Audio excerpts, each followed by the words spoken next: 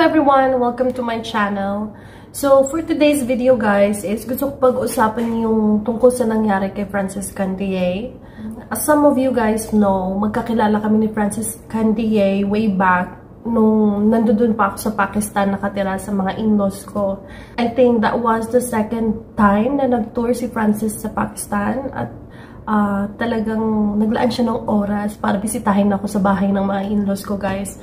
And I'm so thankful for that. Kasi yun yung second time na meron tayong kababayan na bumisita sa akin sa Pakistan or doon sa bahay ng mga in-laws ko. Kasi guys, yung lugar namin doon is nasa Eptibad kami. Walang masyadong Pilipino doon, guys. Nung mga time na yon, wala akong nakakasalamuhang Pilipino doon sa Eptibad, guys. Liban lang sa isang kababayan natin na nakapag-asawa din ng Pakistani. Pero yun nga lang, may bahay sila sa Eptibad, pero madalas sila nagsistay sa Islamabad or sa Pindi. So, si sis na yun, binisita niya ako. So, yung second person na bumisita sa akin, na kababayan natin, is si Francis Candiaye, guys. And I appreciate it so much. And aside from that, guys, is nakagawa rin ako ng vlog with him nung mga time na yun. And it helped me grow my channel. Actually, some of my subscribers here, galing kay Francis Candiaye din. So, I'm really thankful to him na dahil sa pagbisita niya sa akin,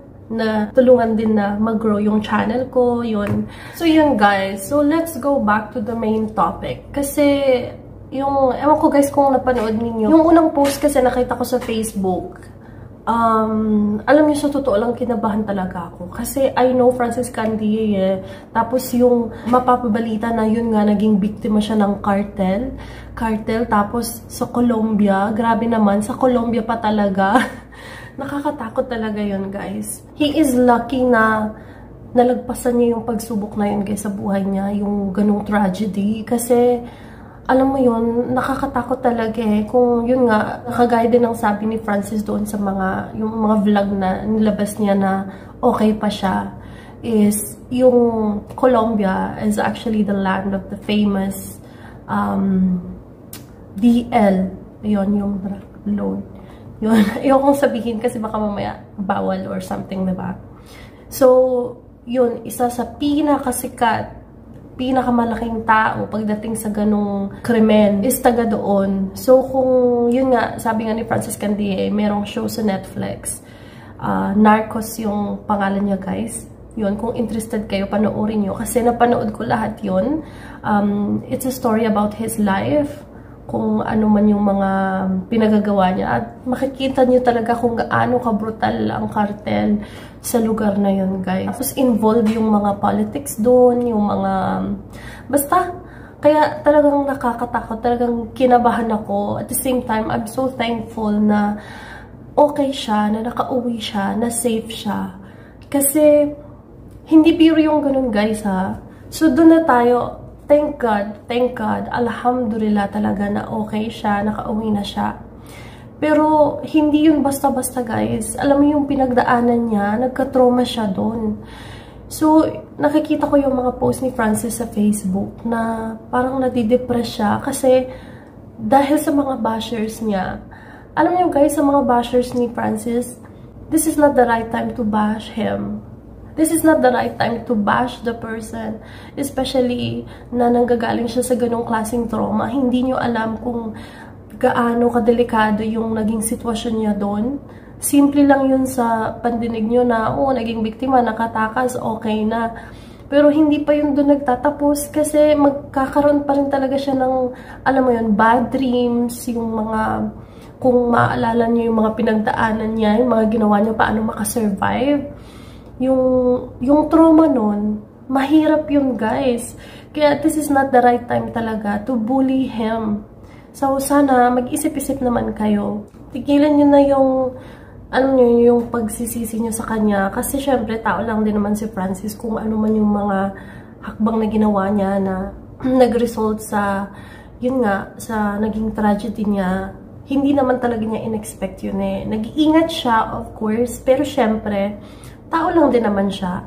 Na-attract din siya sa ibang tao. Who would think ba na sa lugar na yun is may, alam mo yun, kumbaga nasa loob na nga ng hotel na kila, parang okay naman. So, gusto naman mag-enjoy ng tao. So, huwag nyo na siyang sisihin, guys. Kasi what happened, happened. And the most important thing is, na-survive niya yung mga pangyayaring yun sa kanya. Isipin nyo na lang, guys, na it is a sin to make other people feel bad. And it is a good deed to make other people happy or feel better. So, mamili kayo kung saan nyo gusto maging klaseng tao doon. Yung someone who make other people feel bad at magkakasala kayo, or someone that will make other people feel better. Tapos you're doing a good deed, diba? So, ganun na lang sana, guys. Huwag nyo na siyang i-bash. Kasi aside from trauma, nadidepress palalo yung tao dahil sa mga walang kwentang pinagsasabi ninyo. Ang sa akin lang naman is, kung wala lang rin naman kayong magandang sasabihin, huwag na lang kayo mag-comment. At least, hindi pa kayo magkakasala, diba? Yun. So, mag-isip-isip naman muna kayo bago kayo mag-comment dun sa tao. At kay Francis naman, actually, I was trying to contact you na kahit mag-text man lang sana sa WhatsApp mo. Pero dahil nagpalit ako ng mobile na wala, hindi ko mahanap yung WhatsApp number mo na eh. Ewan ko ba? Kasi nasira yung lumang mobile ko na gamit-gamit ko noon. So, kaya nag-comment na lang ako doon sa isa sa mga videos mo. At sabi ko parang hindi naman enough yun. Why don't I make a vlog na lang? Diba?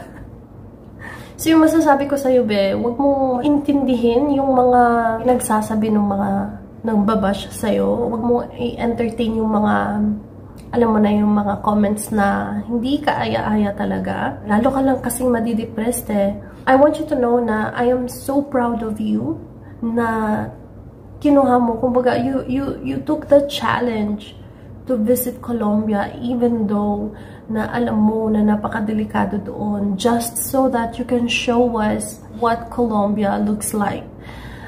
Kumbaga, you're there to tour, to experience, and because of you, we were able to get a lot of ideas about Colombia, ganito, ganyan, diba? You were so brave to do that, and I'm so proud of you. And I'm so thankful na na-survive mo yung tragedy na yun sa buhay mo.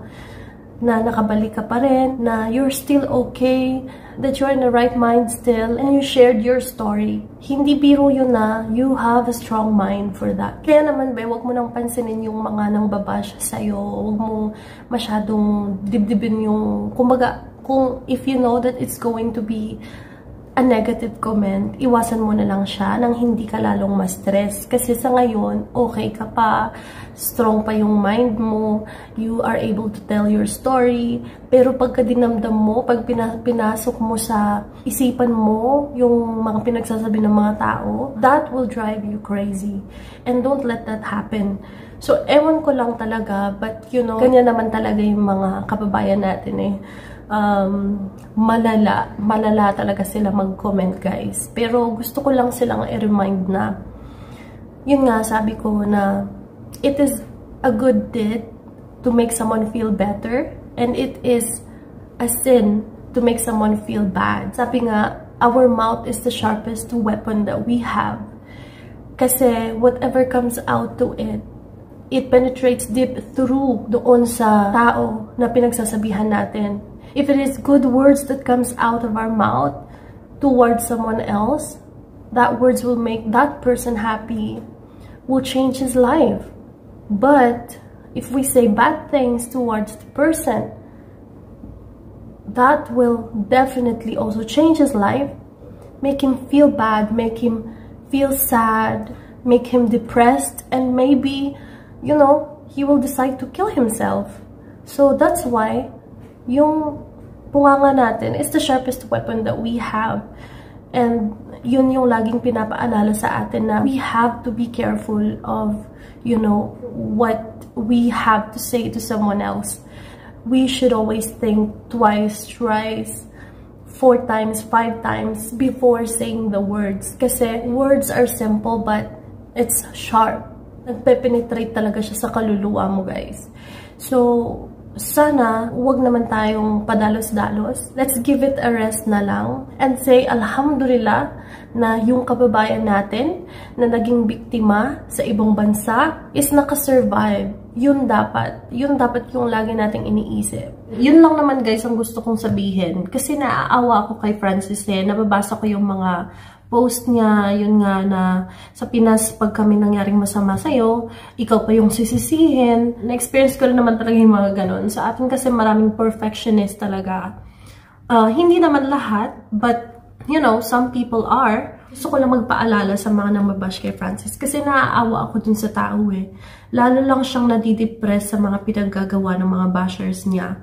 So, sana naman mag-isip-isip sila. Francis is a good man. Hindi man kami nagkasama ng matagalan, but you don't need to be with him for a long time just to get to know him and to know what kind of person he is. Kasi, that time, it's just half day lang na pumunta siya sa amin, but you know, I enjoyed his company. Mabait na klase ng tao si Francis. Masayang kausap, magalang, marespeto, lalo na dun sa Pakistan. Sa tradisyon doon, diba? And I really enjoyed his company. At kahit naman yung aking brother-in-law na makilati sa tao, nagustuhan din si Francis at talagang in-entertain niya si Francis doon. Sinagot niya yung lahat ng mga question ni Francis doon. At nag-join pa siya sa vlog ni Francis. So yun guys, kung wala lang rin naman tayong magandang sasabihin, mas maigi pa na wag na lang tayong mag-comment. Para naman hindi tayo nagkakasala by making other people feel bad. So dapat mag-isip talaga muna tayo bago magsalita. So ito naman, baka i-bash ako kasi sabi ko nga na our mouth is the sharpest weapon that we have. Okay, sasabihin yun, nag-comment lang naman kayo, which you use your fingers in typing your message. But, I mean like, let's assume na lang na if you are face-to-face with Francis and you want to say your comment, so you're surely going to be using your mouth with it, right? So, yun. So, anti-bash ha. Huwag niyo akong i-bash, please. Nagre-remind lang ako. I'm not looking for a fight. I just want to remind everybody to just to be a better person. Yun lang po. So, ayan yung mga anak ko. Umiiyak na kasi gising na sila. So, I have to attend to them. So, that's all guys. Peace.